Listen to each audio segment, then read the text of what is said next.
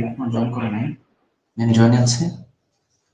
everyone, welcome to the very first show of the Metropolis. Today we'll be discussing a lot of issues happening around.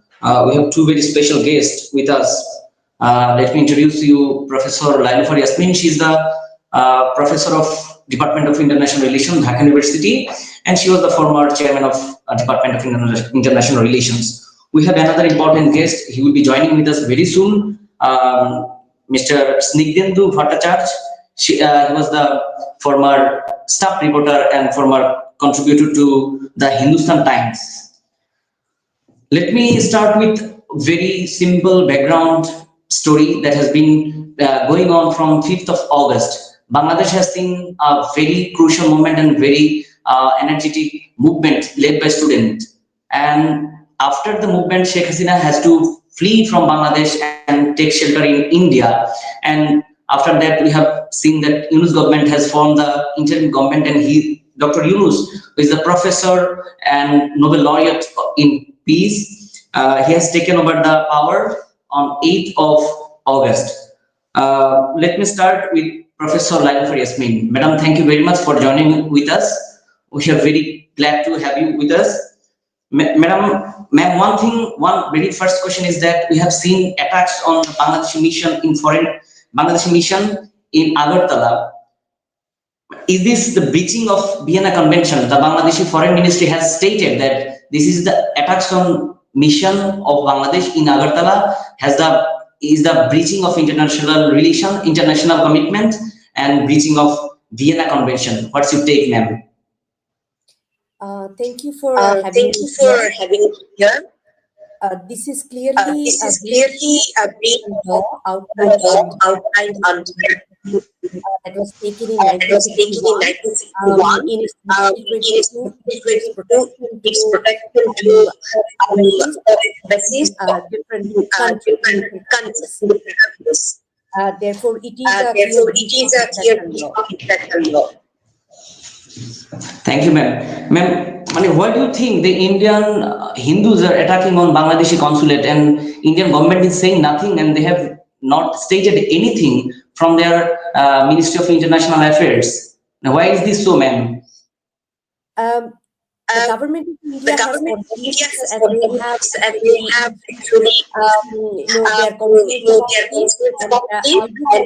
their point out that rest of other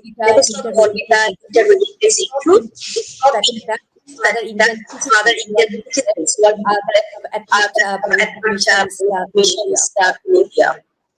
Thank you, ma'am. Ma'am, we have seen that the people of Bangladesh actually protesting against the Indian government, and we have seen a lot of protests in Dhaka that they want India out movement. And ma'am, how do you actually evaluate the India out movement and protest against India in Dhaka? I would not say that Bangladeshi people were outright protesting against the Indian government. India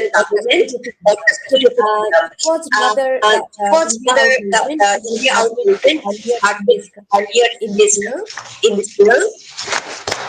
And later on it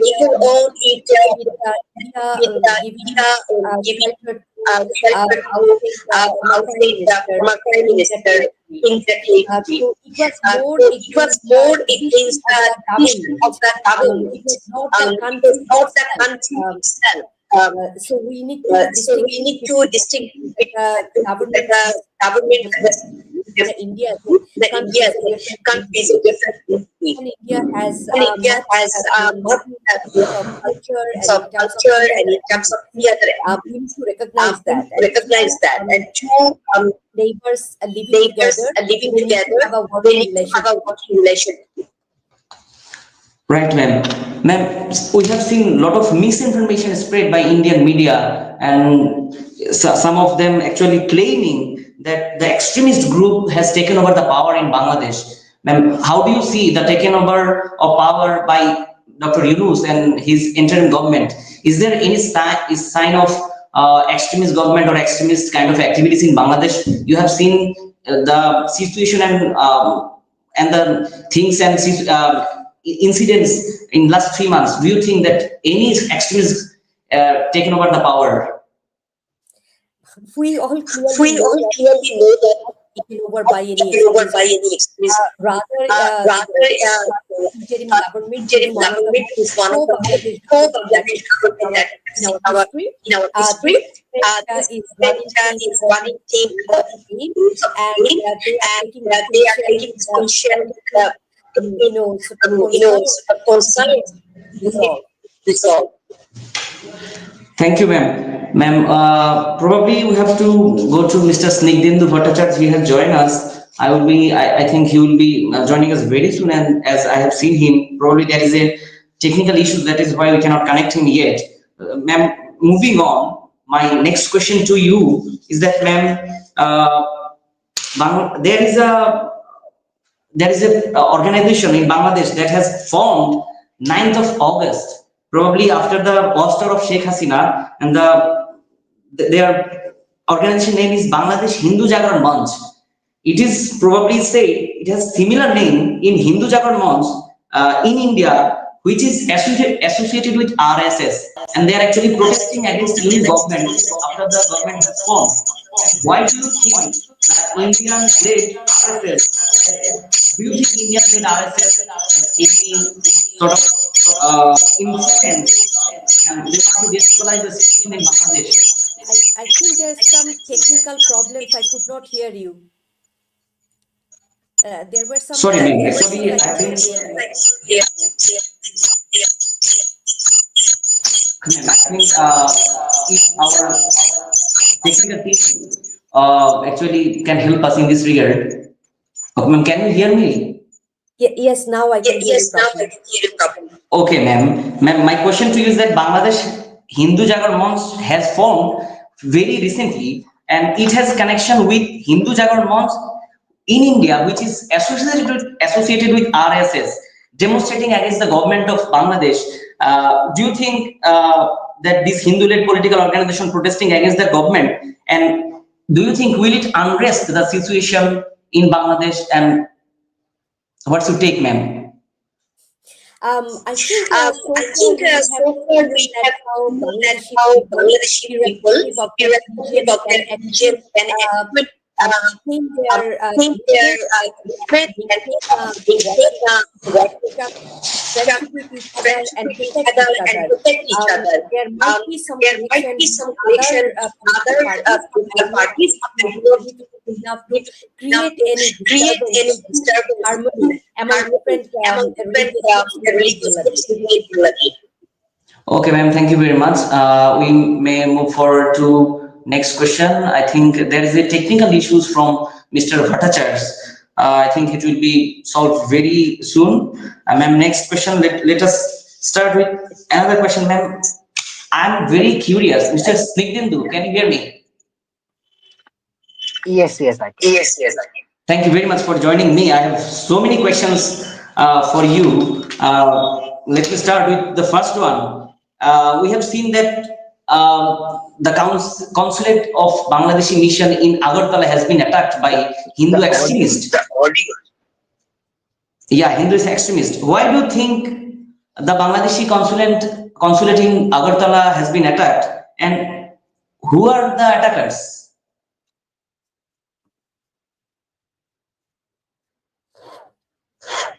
See, there are See, miscreants Uh, in uh, uh, in both sides of in the both border, sides of the border.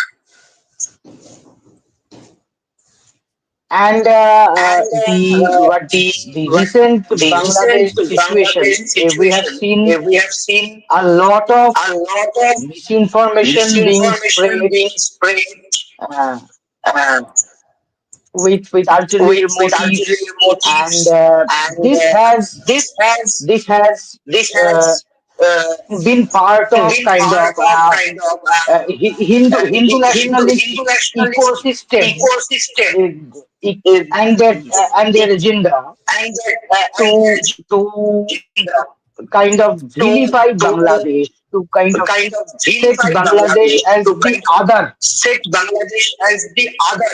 Uh, in their And bid to win over in their bid votes in to Assam, win over votes in West Assam, Bengal, West and Bengal, Jharkhand. So and Jharkhand. So For the past 10 years, we have been seeing a lot of uh, hindutva campaign targeting Bangladeshis. They have turned so-called Bangladeshi infiltration in India into a major political issue, uh, which they are using not only in West Bengal or Assam. Recently, they used the same politics in Jharkhand, in Odisha. They used it in Delhi. So they are spreading a kind of uh, campaign against, I would say, Bengali speaking Muslims, identifying them with Bangladeshis. The impact has been on the Indian part and in the beginning, because we have seen Bengalis from West Bengal have been harassed in other parts of India, uh, accusing them of being Bangladeshis. And even in West Bengal, we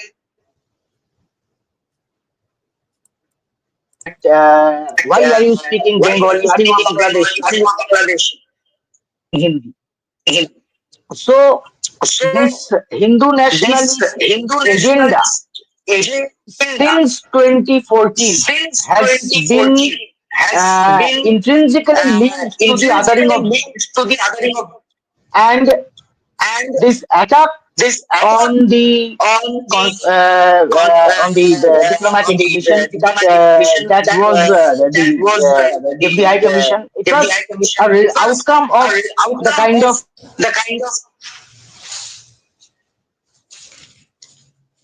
India has condemned this attack. Indian government has clearly condemned this attack, but it cannot be denied that uh, the kind of camp campaign and vilification campaign that are being carried out by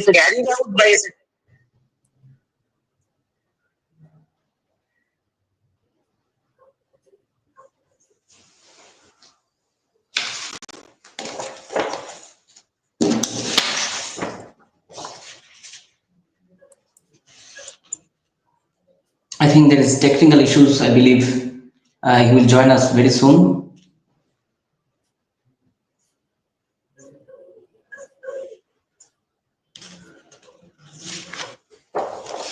Okay, he's actually he'll join us very soon. Okay, let me start next question to our honorable ma'am. Ma'am, we have seen that the arrest of Chinmoy Das has spread out a lot of controversy in Bangladesh, and we have seen also that from Indian side, so many Hindu organization has been protesting against the arrest of Chinmoy Das.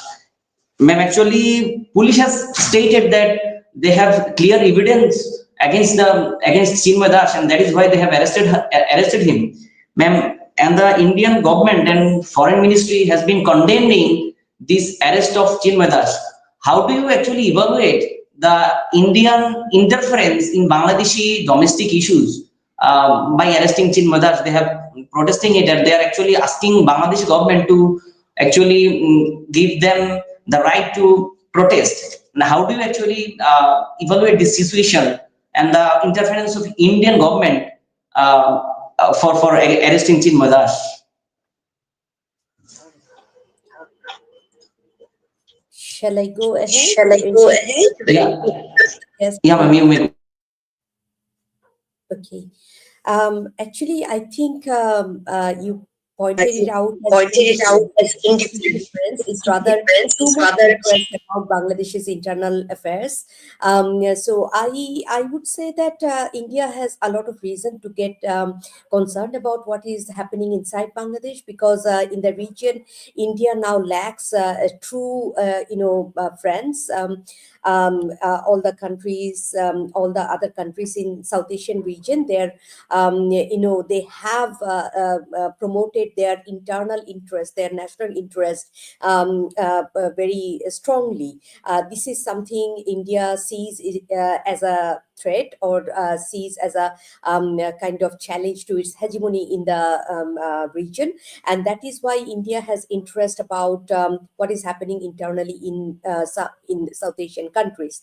So I see that India has, I believe, has to sort of look at its own foreign policy and has to see that how far it can stay away from meddling in the internal affairs of other countries. We know that back in 2013, India sent its foreign secretary to Sri Lanka and to Bangladesh before their respective national elections, and that was also considered as India meddling in the internal affairs of other South Asian countries. So this has continued, and India has to listen to what are the national interests of other countries and act accordingly. Thank you, ma'am. Mr. Singdhendhu, do you hear me? Okay, there is technical issues from Singdhendhu. We are very sorry to our audience that Singdhendhu is going through technical issues. Ma'am, probably we may ask our next question to you that after the liberation of Bangladesh in 1971, we know that India has helped us from every point of view. And after that, actually, India, any government, any political party comes to power in India has close ties with the Awami League.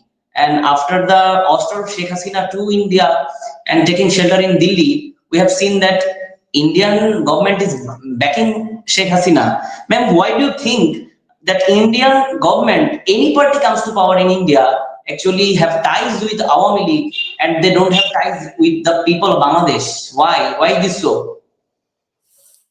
I think our guest will be willing to answer this, and then I can also add. Technical issues. Okay. I think, the story or the narrative of 1971 is done in a manner that often we think that it was one political party that fought the war of independence of Bangladesh. But it is not quite true. While Awami League was at the helm of, making a lot of significant decisions in 1971, but at the same time, it was the people of Bangladesh who fought this war of independence, for which we have an independent sovereign country today. And I think there was a intimate relationship that developed between Awami League and Indian sort of state from that period onward. And they somehow or the other, they thought that only Awami League can carry forward the spirit of 1971. But we have seen how the spirit of 1971 was politicized over last 15 years mostly. And in the name of the spirit of 1971, anyone who was protesting against Awami League was considered as protesting against the independence of Bangladesh. That was never the case. That was completely untrue, unfounded. Rather, we have seen reports coming in Bangladesh which identified that how anybody protesting against any sort of decision, law, or any position of Awami League was actually framed as anti-Bangladeshi, as someone against the independent Bangladesh. So we already have seen many stories uncovering that. So I think what happened in the case of Awami League and the government of India is that India has a bipartisan agreement about its ties with Awami League. It has made a tremendous mistake in sort of not connecting at the people-to-people level. We had Indian scholars coming to Bangladesh who always insisted that India believe in a government-to-government level cooperation, but not people-to-people level cooperation. This is, I think, quite unfortunate. On the other hand, at the cultural level, we have seen that how people of two countries are close, but there is no reflection of that in the policies of Indian government. And I believe, although Indian government gave a statement a couple of days back that they do not have any special relationship with Awami League, but in reality, we have seen when from 2001 to 2005, Bangladesh Nationalist Party was in power. power, India provided a list of miscreants who were harboring anti-India sentiment and anti-India activities in Bangladesh. They literally provided a list of, such groups.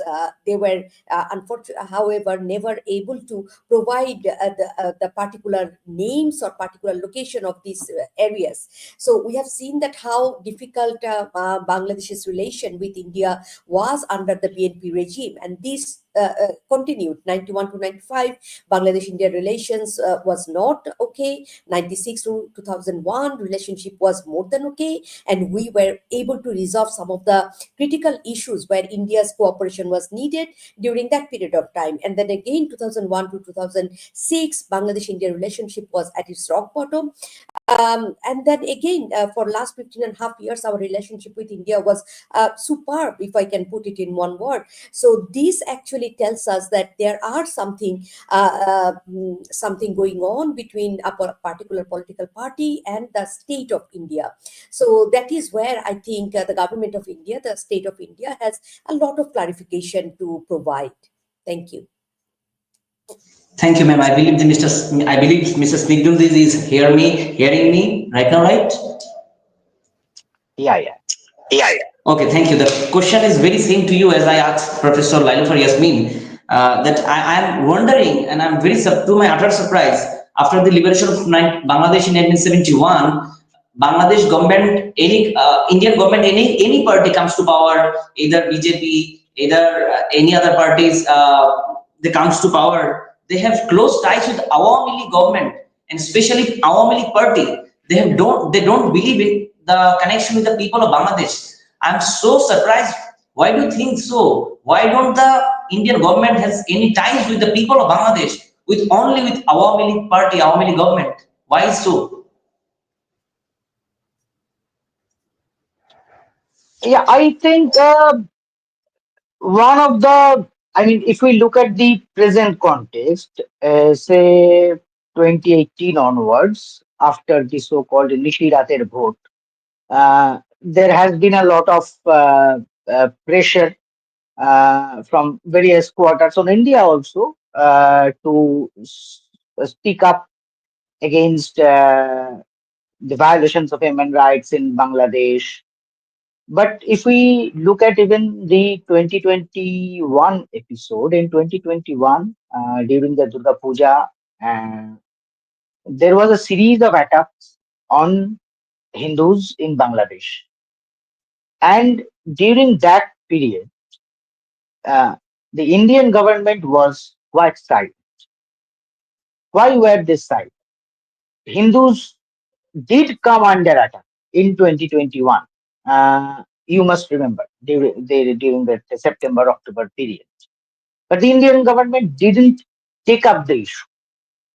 BJP did as a political party to some extent, not much. The mainly from India, it was the Vishwa Hindu Parishad who was raising the issue. And in Bangladesh and also in India and globally, it was ISKCON who turned it into a global issue, but not the Indian government. So Hasina became so important for India that even the issue of atrocities on Hindus, which is one of the BJP's and the RSS and the Parivar's prime issue, they didn't speak about it. Why? Of course, there is this fear psychosis within the Indian establishment regarding especially regarding the 2001-2006 experience, when the relationship hit rock bottom, and especially over Indian, Northeast Indian militant groups taking refuge in Bangladesh, in Indian bordering areas. And India believes that they didn't receive the expected cooperation from Bangladesh. So the 2001-2006 experience created such a situation that it's not just about BJP, it's also Congress. It's also other parties who are not spreading hatred against Bangladesh, who are not engaged in disinformation campaign against Bangladesh, who are not vilifying Bangladesh.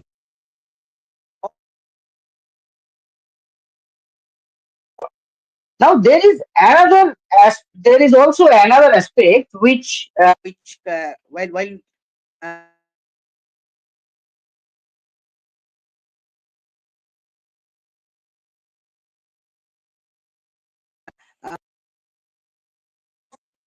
what would I say, uh, to look beyond Awami League. Actually, uh, this polarization, this bipolar situation that Awami League wanted to create, either there is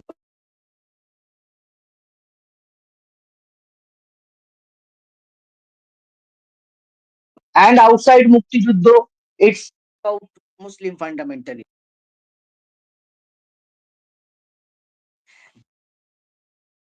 Lot of people who are not Awami League, who are not Jamaati Islam, who don't want the Mujibbat or the fascism in the name of secularism, neither do they want Bangladesh to turn into an Islamic country or to be ruled according to the Sharia. So, this huge number of people who are not part of either poles, somehow the Indian administration has missed to read them or underestimated their role or their number or their ability to fight both.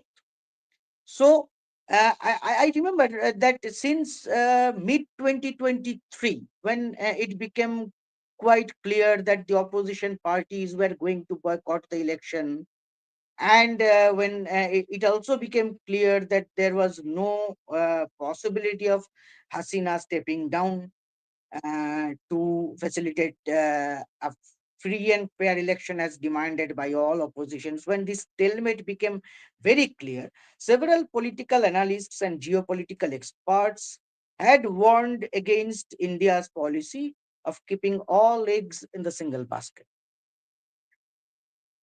And as far as I remember, what I have heard from various corners, that the BNP did try to reach out to the Indian establishment in various ways, sending feeders, signals that they want to move ahead.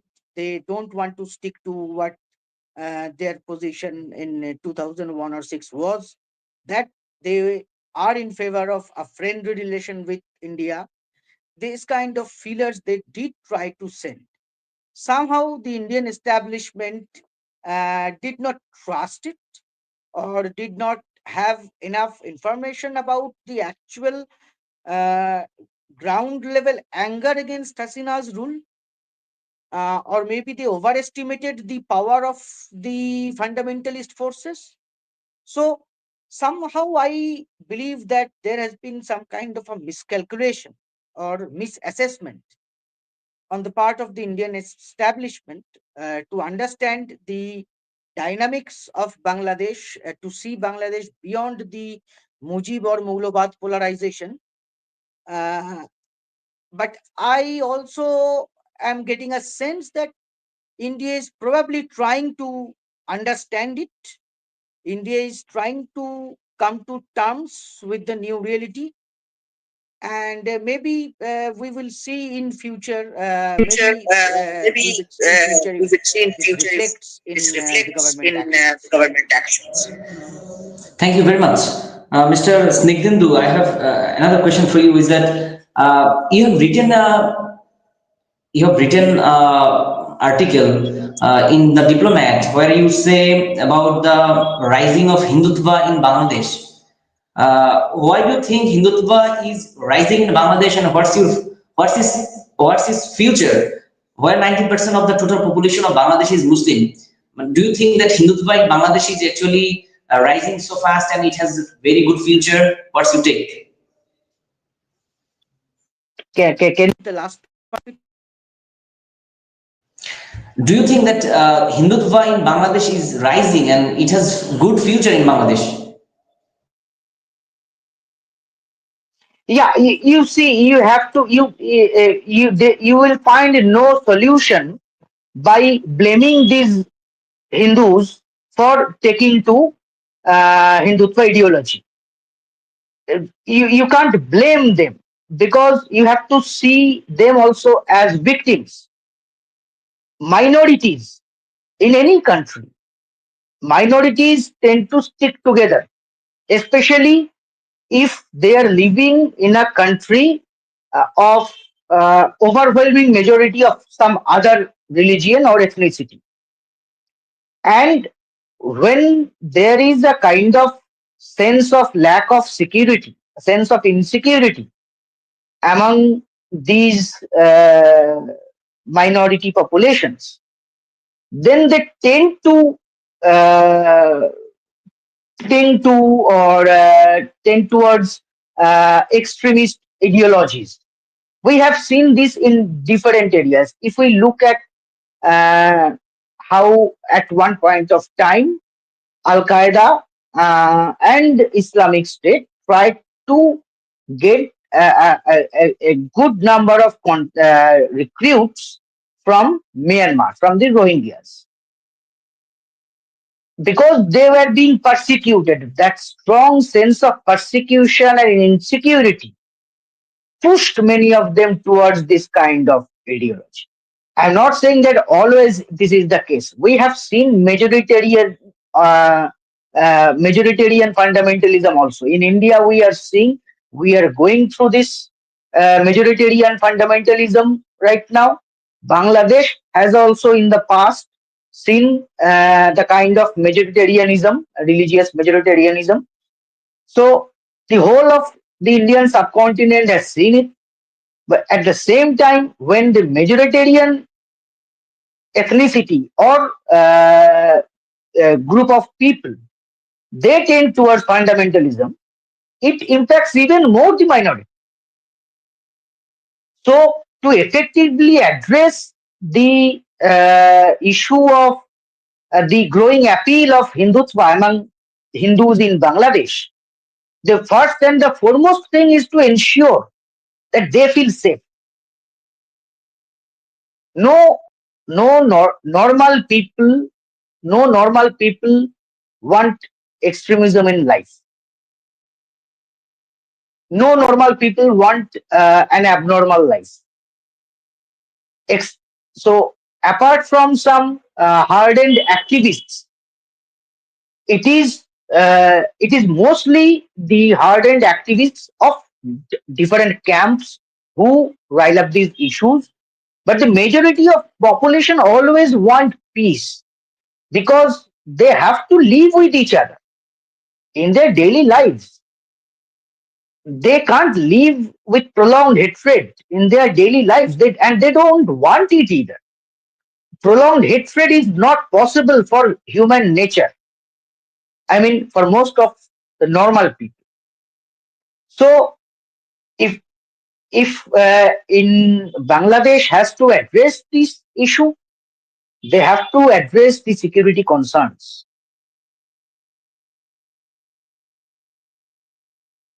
Yeah, definitely. Before moving to Professor Lailufar Yasmeen, I have one more question for you. Is that the arrest of Chinmoy Das created a whole of actually problem in Bangladesh, and actually Indian government has from the Foreign Ministry of India, they have stated that the arrest of Chinmoy Das was not right, but the police of Bangladesh actually stated, and they have said that there is evidence of against Mr. Chinmoy Das. Do you think that interfering to do you think that the arrest of Chinmay is a really domestic issues of Bangladesh and India should not actually interfere in this regard?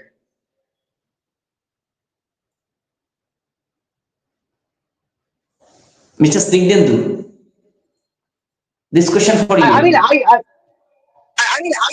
I don't know what how will India react if Bangladesh suddenly says that they want immediate release of Sarjil Imam or Umar Khalid.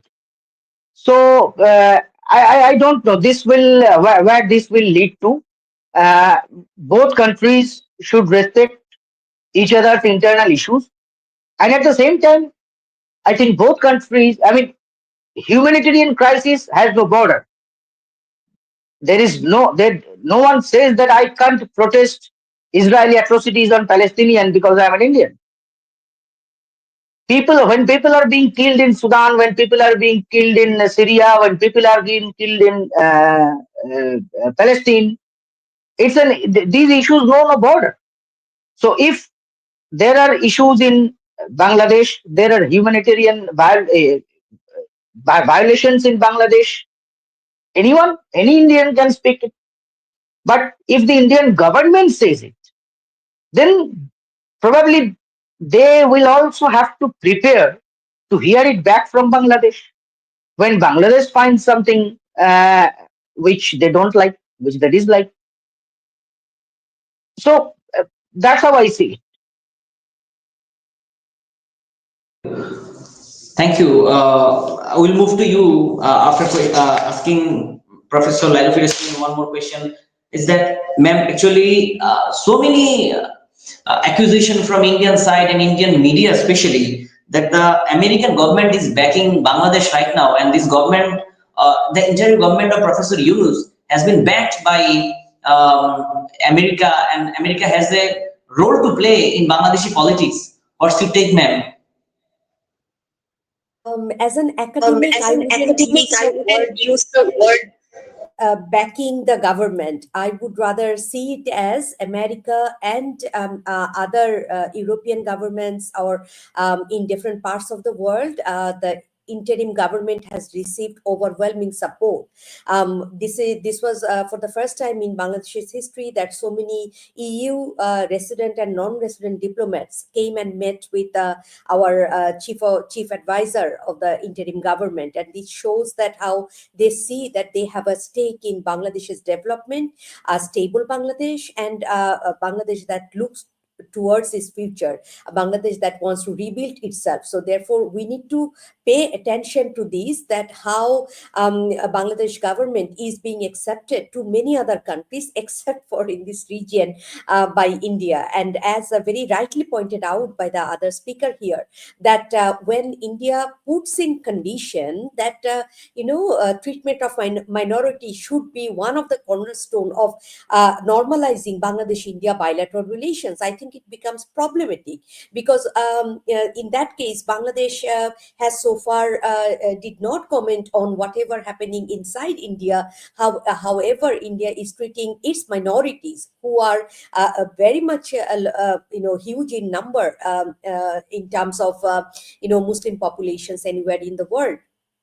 So I think both India and Bangladesh need to sort of really sit together, and we need to sort of understand that it's the geography that dictates that we will be living together. We have no other option, and that importing from India or India's exporting to Bangladesh, this is to our each other's to each other's best interest. So we need to see that how Bangladesh's government, the current government, is being accepted, and why it is being accepted, and what India can do in this regard. And when it comes to particularly United States of America, it has it needs its future allies in this region.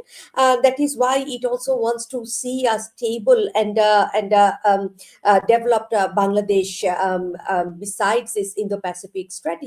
Not only that, there's a lot of ways that Bangladesh and America cooperate with each other. In terms of bilateral trade, Bangladesh actually has a trade surplus vis-a-vis United States of America. That is also a sort of a positive aspect for Bangladesh, as well as Bangladesh's export basket is quite limited, and Bangladesh needs to diversify and think of diversifying its export basket. So there are a lot of dynamics of Bangladesh America relationship, and this should be a message itself for India and some other countries which may not be so positive towards the changes that has happened in Bangladesh. Ma'am, one more question to you. Is it possible to bring back Sheikh Hasina from India? Or what's the international relation is saying about the bringing back of any leader fleeing from their country? It's absolutely a question of international law. So Bangladesh and India have extradition treaty. This was signed back in, I believe, 2012 or 2013. I'm sorry, I don't have the correct year in my mind right now. And if conditions are created, then I think the issue of extradition can be discussed between the two countries. But I believe it is too early to talk about this, because and I, as an academic, is not the right person to answer this. I think the representatives of interim government would be better enlighten us about this. Thank you, ma'am. Moving to Mr. Bhattacharya. Mr. Bhattacharya, we have seen that Sheikh Hasina is taking shelter in Delhi, and the Indian government is actually sheltering her. Is it a good sign for the relationship between this interim government of Bangladesh and the current government in India, if they shelter Sheikh Hasina, and Sheikh Hasina actually propaganda, spreading propaganda from India, from Delhi, and so many Indian media outlets actually spreading propaganda through Sheikh Hasina? Is it a good sign for a healthy relationship between Bangladesh and India right now? I think India will I think India soon will soon ensure ensure. that Hasina keeps quiet. That's what I understand from what how I'm seeing the governments and respond.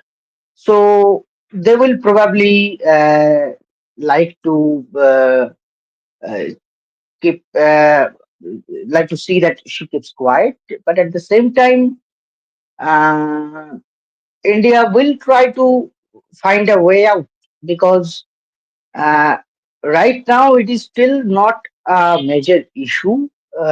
Bangladesh government itself has a lot of other problems to deal with, law and order being one of the priority cases. So internal peace and internal law and order ensurement, these are and the reforms. These are Bangladesh's priority currently. But at one of the outcomes of Hasina's stay here is that the anti-India campaign in Bangladesh is going on. It continues because uh, anti-Hasina forces in Bangladesh, they have been continuing with their campaign against India, saying that if India has sheltered Hasina, then India is the enemy of Bangladesh's people. So these kinds of campaigns are going on, and I don't believe India is or India can be Bangladesh's enemy. There are these issues whichever whatever are happening in India and influencing Bangladesh are mostly in result of India's domestic politics. They have turned Bangladesh into a issue of domestic politics, and they turned it in 2014 when Hasina was still in power. So that time there was a different kind of understanding. Hasina never raised that issue that much. But now that the situation has changed, I think India will also, or India should, and I think India I hope India will reconsider its strategy regarding using Bangladesh as issue of domestic politics. Uh, but all these are at the current moment more of speculation. We have to see for another 2 3 months how things go. But there is no denying that India also understands that uh, we can't live as enemies. We have to live as neighbors and friends. And so I think something will be worked out. There, you see this. We are giving time to the Bangladesh government. Why are we giving time to the Yunus government? Because it has come through such an abnormal process. It was not a smooth transition of power through a free and fair democratic process. It was an unnatural change of power by force. And then they have to deal with so many reforms. The police, the judiciary, the intelligence, the DGFI has emerged into a great an issue of great importance. The Aina Ghor, the Aina Ghor, can you only pin the blame of Aina Ghor on Hasina without speaking of the role of DGFI? And while Hasina has left, DGFI is still there. And there are military and security officials who want to ensure that DGFI is there and retains whatever power it enjoys. There is a power struggle going on within Bangladesh. That's why there are different kinds of forces are trying to fill up the vacuum or take advantage of the vacuum. So we are giving time. We people are giving time. People are ready to give time, some certain time to Yunus government because the things have been messed up for so long. So I think people of Bangladesh should also be patient about India and also give India some time to understand and reassess the situation. I sincerely hope that good sense will prevail on both sides of the border. Thank you, ma'am. Very last question to you. What's the future of Bangladesh-India relationship? What do you think the future would look like under this interim government and the government which will come after the election it has been done?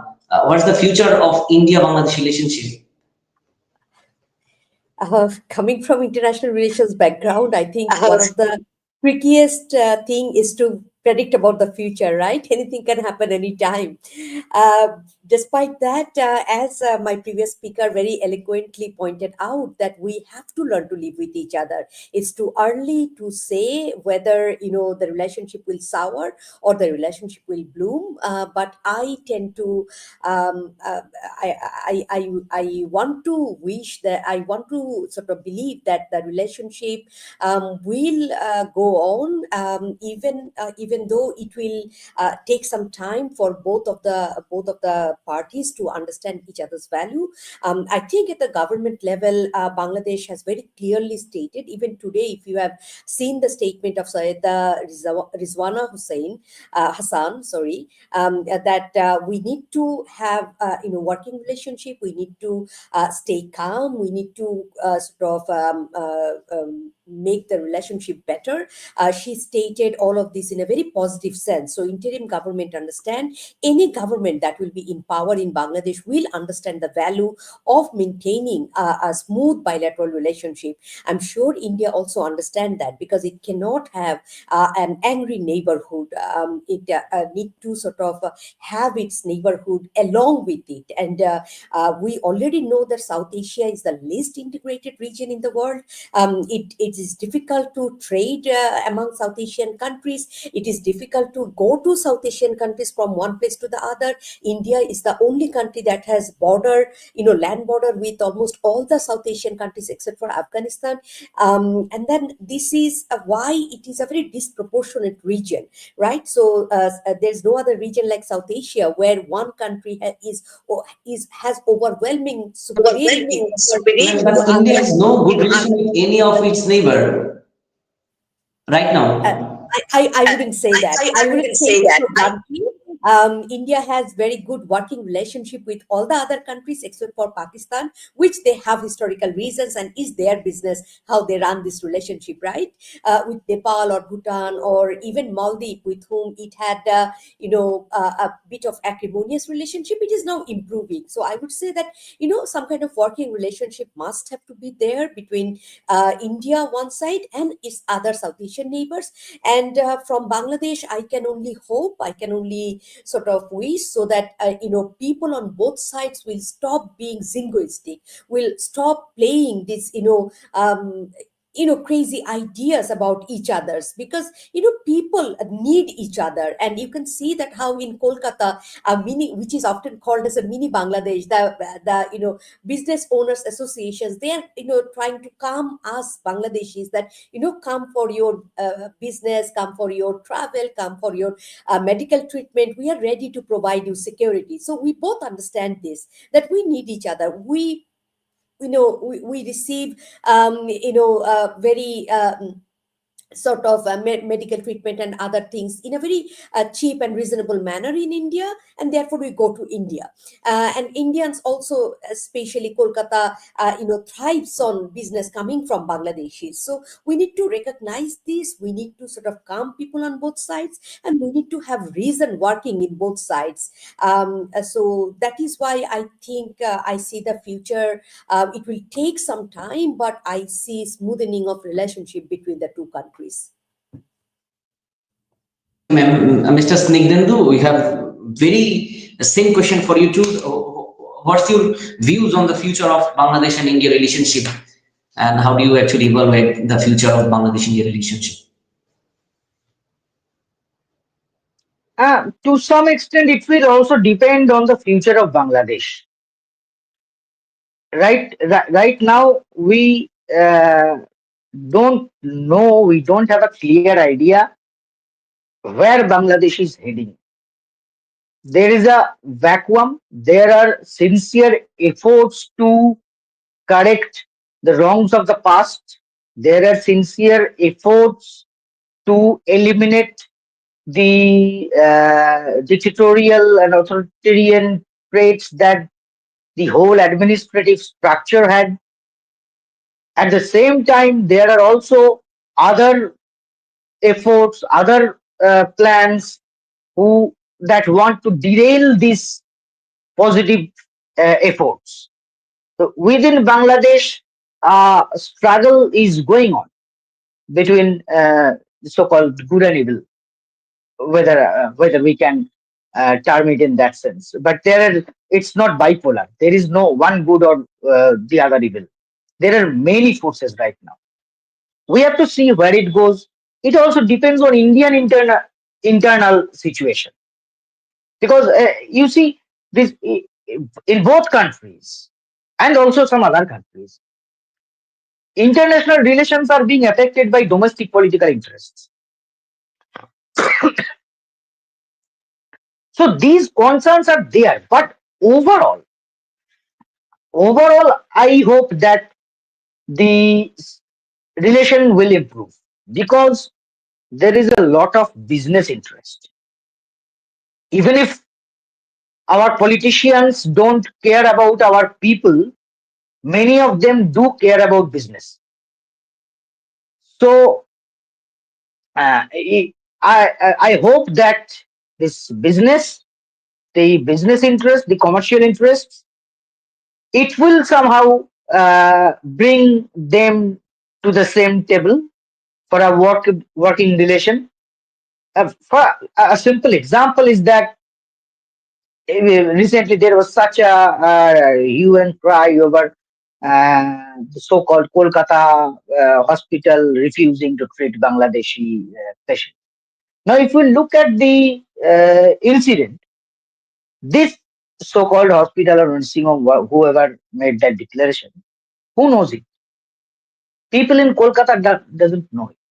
It's a small nursing home in northern Kolkata that probably only people within its 2-3 kilometer radius know about.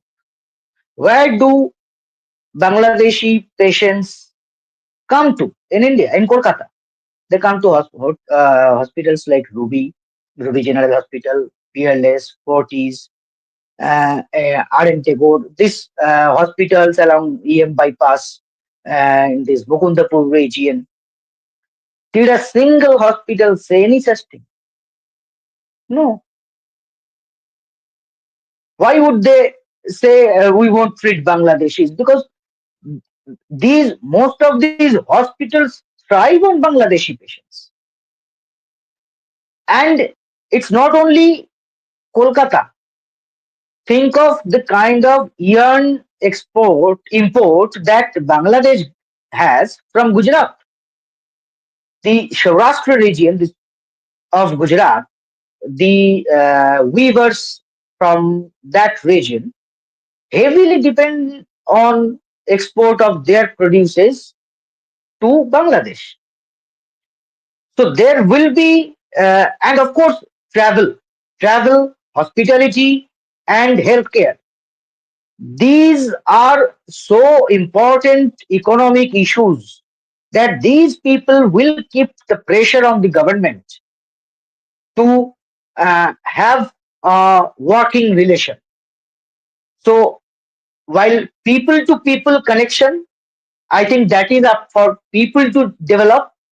Politicians won't care about people's to people connection, but due to their business interests, we can hope good sense will prevail.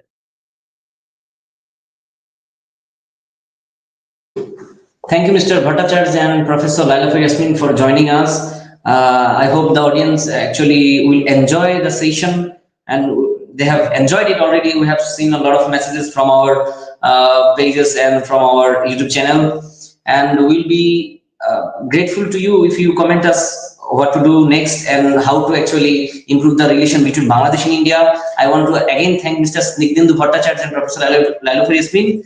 I hope to see you next Saturday with some new guest. Thank you.